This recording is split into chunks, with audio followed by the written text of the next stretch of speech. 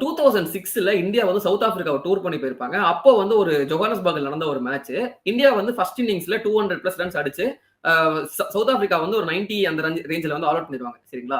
அந்த இன்னிங்ஸ் அதாவது second innings of the மேட்ச்ல வந்து பாத்தீங்கன்னா சவுத் ஆப்பிரிக்கா பேட்டிங் ஆடிட்டு இருக்காங்க. ஸ்பெசிஃபிக்கா வந்து ஆண்ட்ரூ நெல் வந்து பேட்டிங் ஆடிட்டு இருக்கும்போது ஸ்ரீசாந்த் வந்து பவுலிங் போடுறாரு. சரிங்களா? அப்போ வந்து ஒரு 4 என்னவோ சம்திங் அடிச்சிட்டு ஆண்ட்ரூ நெல் வந்து ரைட்டா வம்புலுப்பாரு ஸ்ரீசாந்த். வம்புலுத்து முடிச்சதுக்கு அப்புறம் அந்த இன்னிங்ஸ் முடிஞ்சிரும். அடுத்து வந்து இந்தியா பேட்டிங் ஆட வருவாங்க. ஒரு 230 அந்த ரேஞ்சில இருப்பாங்க.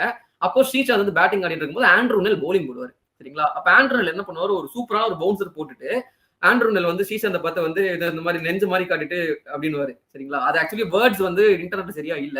என்ன சொல்லியிருப்பாரு அப்படின்னு பாத்தீங்கன்னா, ஏதோ you have a stone heart, ஏதோ heart made of stone something ஏதோ போட்டிருக்காங்க. அந்த மாதிரி சொல்லியிருப்பாரு. ஓஹோ அப்படியா, இருக்கட்டும் மாப்பிள்ள அப்படின்னு அடுத்த பாலே இன்ஸ்டன்ட் கர்மா மோட் ஆக்டிவேட்டட். என்ன பண்ணிருக்காரு, ஸ்ரீசாந்த் எகிரி வந்து ஒரு ஷார்ட் ரன் அடிச்சு லாங் ஆஃப் மேல ஒரு 6 வந்துட்டாருப்பா. ஆல்மோஸ்ட் வந்து ஒரு 4 ஸ்டெப் தாண்டி வந்துட்டாரு. சொல்லிட்டு இப்படி சொல்றாரு. என்ன நினைச்சாருன்னு தெரியல. 6 ஸ்ட்ரெயிட்டா மேல போகுது.